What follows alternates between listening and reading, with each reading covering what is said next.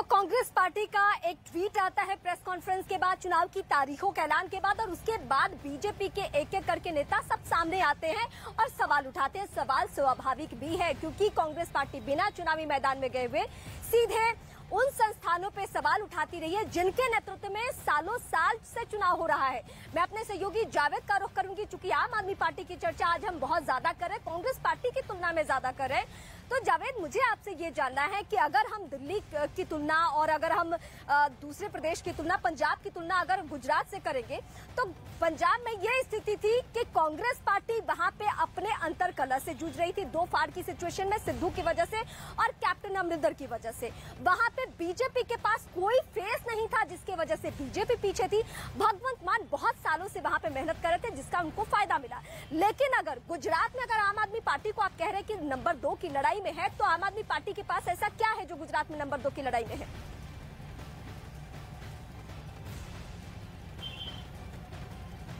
चीज है वो ये है कि वो अपनी योजनाएं ले जा रहे हैं। देखिए, दिल्ली में जो सबसे बड़ी उनकी योजनाएं चल रही हैं मुफ्त बिजली और मुफ्त पानी की, उसको उन्होंने पंजाब में वादा किया और पंजाब में उसको सक्सेसफुली लागू भी कर दिया। वहां पर भी मुफ्त बिजली लोगों को मिलने लगी है। अब वही योजनाएं वो कह रहे हैं कि गुजरात में भी लागू करेंगे। सबसे बड़ी योजना वो कह रहे हैं कि 300 यूनिट मुफ्त बिजली गुजरात वालों को देंगे अगर वो सत्ता में आ जाते हैं। ये सबसे बड़ा की योजना है आम आदमी पार्टी की, अरविंद केजरीवाल की। तो ये आम आदमी पार्टी इस जो पारंपरिक राजनीति होती है उसमें एक अपनी लकीर खींचने की कोशिश कर रही है। तो ये दो योजना जो कि दिल्ली में चल रही है, पंजाब में चल रही है। पॉइंट मैं ऐड करूंगी जावेद, बस एक लाइन आप सुन लीजिए। जावेद, सवाल यह है कि बीजेपी और गुजरात के लोग हमेशा से इस गुरूर में रहे हैं कि गुजरात देश का सबसे विकसित राज्य है, तो क्या उस राज्य में जाकर पानी बिजली के बारे में कहना आम आदमी पार्टी को सूट करेगा? देखिए, विकसित गुजरात है। गुजरात मॉडल के बाद जिस तरह से प्रधानमंत्री नरेंद्र मोदी ने उसको पूरे देश में बताया और उसके बाद देश में 2014 में उन्होंने सरकार बनाई, उसी गुजरात मॉडल पर आम आदमी पार्टी अटैक कर रही है। वो ये कह रही है कि 27 साल में गुजरात में कुछ नहीं हुआ है। देखिए, हर राज्य में एक लोअर क्लास होता है, एक मिडिल क्लास होता है, और ऐसे में आम आदमी पार्टी कह रही है कि महंगाई बहुत ज्यादा हो गई है और अगर वो सत्ता में आएगी तो लोगों को फायदा कराएगी। तो तमाम ये योजना है जिनको लेकर वो गुजरात में जा रहे हैं। वो गारंटी कार्ड भी घर घर तक पहुंचा रहे हैं। ये कितना सफल होगा ये देखना होगा, क्योंकि लड़ाई अब तक ये सारी बातों के दावे रिजल्ट पर ही पता चलेंगे। लेकिन इस सबसे बड़े चुनावी दंगल में चुनाव आयोग ने गुजरात विधानसभा चुनाव की तारीखों का तो ऐलान कर दिया है, लेकिन तारीखों के ऐलान से पहले ही कांग्रेस ने ट्वीट करके चुनाव आयोग पर तंज कस दिया। कांग्रेस ने गांधी जी के 3 बंदर की इमोजी के साथ ही ट्वीट किया, जिस पर बीजेपी ने कांग्रेस को घेर लिया है।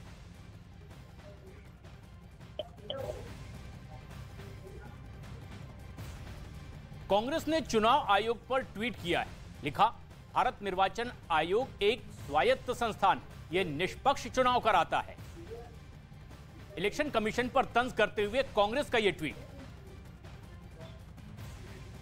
वहीं कांग्रेस ने चुनाव आयोग की निष्पक्षता को लेकर सवाल खड़े किए थे, जिस पर चुनाव आयोग ने प्रेस कॉन्फ्रेंस में जवाब दिया।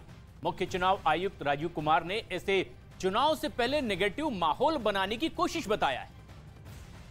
जो भी पार्टी किसी भी कारण से या जो भी कैंडिडेट किसी भी कारण से तो सवाल उठाते रहे हैं, जब रिजल्ट आए तो उनको मालूम हुआ, अरे ये तो सवाल मुझे नहीं उठाना चाहिए था, ये तो मेरे फेवर में ही रिजल्ट आ गया। हमारे पास इंस्टेंसेज हैं कि चुनाव शुरू होने से पहले लंबी लंबी चिट्ठियां आती हैं कि ईवीएम मशीन्स खराब है, इनको बदल दीजिए, तो वही ईवीएम मशीन उसी पार्टी को जिता देती है। फिर वो प्रश्न बंद हो जाते हैं, फिर वो रिजल्ट एक्सेप्ट हो जाता है। सो चुनाव आयोग की निष्पक्षता, चुनाव आयोग की धारणा, और मैं इसमें कहना चाहूंगा हमारे लिए नई बात नहीं है, ये एक लीगेसी है और ये इतनी प्राउड लीगेसी है इस कंट्री की। जितने भी पूर्व के, आज तो चुनाव आयोग बना नहीं है, जितने भी रिजल्ट्स हमारे पूर्ववर्तियों ने दिए हैं, ये उसी की स्ट्रेंथ है।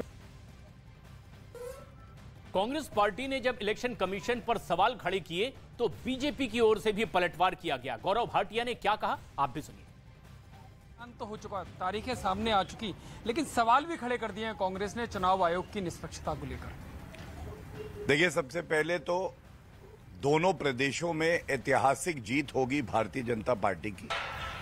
डबल इंजन की जो विश्वसनीय सरकार है, जो आज विकास का, पारदर्शिता का और ईमानदारी का प्रतीक बन चुकी है, उस पे जनता मुहर लगाएगी।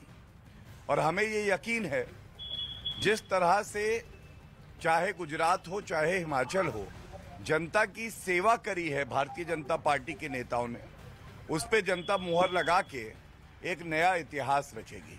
लेकिन पहले जो गुजरात में इलेक्शन होता था बीजेपी और कांग्रेस के बीच में, लेकिन त्रिकोणीय एंट्री यानी कि आम आदमी पार्टी की एंट्री हो चुकी है, चुनाव त्रिकोणीय जाता हुआ दिखाई दे रहा है और केजरीवाल का ट्वीट भी आया कि जीत उनकी होगी। जहां तक गुजरात की जनता की बात है, वो भारतीय जनता पार्टी के साथ खड़ी है। और जहां बात हो रही है भ्रष्टाचारी कांग्रेस और उससे बड़ा नया भ्रष्टाचारी पापी आप, इनकी आपस में जो है कंपटीशन है। और ये क्या है? ये है कि कौन ज्यादा लूटता है, खसोटता है। दोनों की विश्वसनीयता नहीं है। और मैं इतना ही कहूंगा कि चाहे वो कांग्रेस पार्टी हो और चाहे वो पापी आप हो, इनका काम केवल दोगली राजनीति करना, भ्रम फैलाना और जनता का पैसा लूटना है। गौरव भाटिया को आपने सुना और ठीक गौरव भाटिया की ही तरह, क्योंकि जीत के प्रति जिस तरह से वो आश्वस्त दिखाई दे रहे हैं, अगर गुजरात की मैं बात करूं तो बीजेपी का जो सबसे निचले लेवल का कार्यकर्ता है उसका भी उत्साह इसी तरह से है और एंटी इनकम्बेंसी को पूरी तरह से नकारते हुए फिलहाल जो बीजेपी के लोग हैं वो इस वक्त दिखाई दे रहे हैं। और वो एंटी इनकम्बेंसी जिसकी बात हमेशा अमूमन किसी भी राज्य में चुनाव होता है तो वहां पर की जाती है, यहाँ गुजरात के अंदर 2 दशक से लंबा वक्त हो चुका है, बीजेपी की ही सरकार है और इसमें प्रधानमंत्री नरेंद्र मोदी का वो जो मैजिक होता है, मोदी मैजिक होता है, वो लंबे वक्त तक दिखाई दिया है। और अब गुजरात से जाने के बाद भी, मतलब दिल्ली बैठने के बाद भी वो जो मैजिक है वो अब भी बरकरार है। रिएक्शंस और भी मिलने शुरू हो चुके हैं, तो कुछ और नेताओं के बयान भी आपको सुनाते हैं। गौरव भारद्वाज का सुनिए। 27 सालों से लोग परिवर्तन की राह देख रहे थे और आज जो ये चुनाव होने वाला है, इसका एक ही एजेंडा है कि उनको बदलाव चाहिए। लोग भारतीय जनता पार्टी के 27 साल के शासन से इतना ऊब गए हैं, इतना परेशान हैं कि वो किसी भी हालत के अंदर एक परिवर्तन देखना चाहते हैं। वो कहते हैं कि हम नए लोगों को लाना चाहते हैं। तो इस वक्त एक के बाद एक तमाम नेताओं को आप सुन रहे हैं और आज के बाद माहौल गुजरात में और भी बदल जाना है, क्योंकि चुनाव की तारीखों के ऐलान के साथ साथ पार्टी दफ्तरों के जो नेता हैं, जो उम्मीदवार अपने आप को समझते हैं, जो दावा ठोकते हैं, वो चक्कर काटने लगते हैं कि मेरा नाम उस लिस्ट में हो। बीजेपी इसके लिए महामंथन कर रही है, उसी तरीके से कांग्रेस पार्टी और आम आदमी पार्टी भी कोशिश कर रही है। लेकिन अब सब कुछ निर्भर करता है उन चेहरों पर जो जोन वाइज, जो सोशल इंजीनियरिंग के तहत जिनका नाम तय होना है, जो पार्टियां बहुत मेहनत के बाद, जैसे बीजेपी की अगर मैं बात करूं तो बहुत महीनों से इंटरनल सर्वे चलता है और सर्वे के आधार पर ही जीत के लिए वो चेहरे तय किए जाते हैं।